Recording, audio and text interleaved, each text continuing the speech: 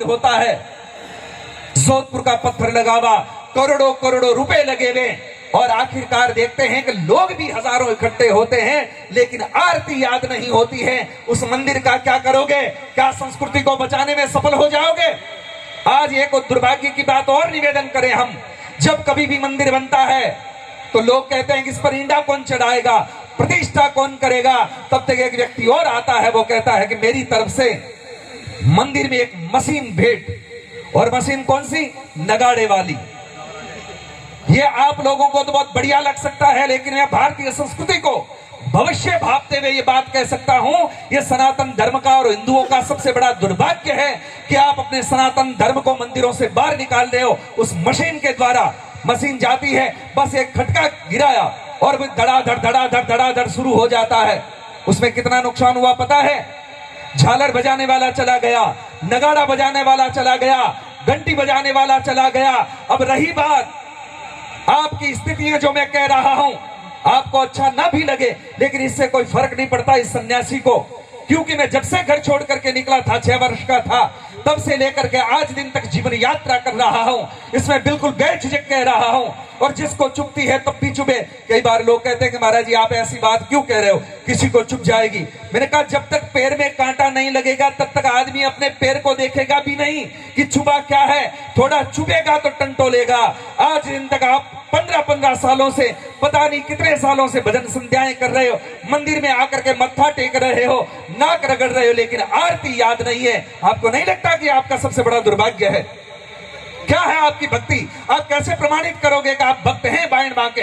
आपको जब कोई मंत्र याद नहीं, जब आपको आरती याद नहीं, आपको प्रणाम करना आपको याद नहीं है। आज कोई प्रणाम करता है तो कैसे करता? यूं करता है। इसका मतलब क्या होता है?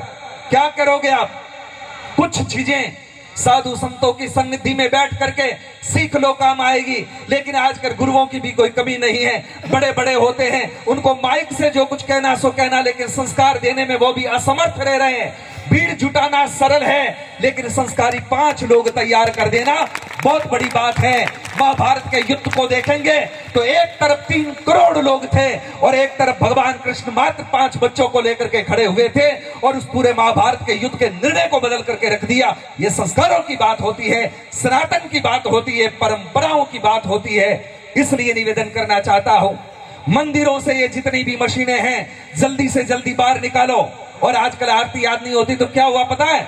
मेमोरी कार्ड आ गया, पेन ड्राइव लगा करके और खटका डाल देते हैं, फिर ओम जय जगदीश हरे हो जाती है, ओम शिव ओमकारा शुरू हो जाती है। आपको कोई लेना देना नहीं।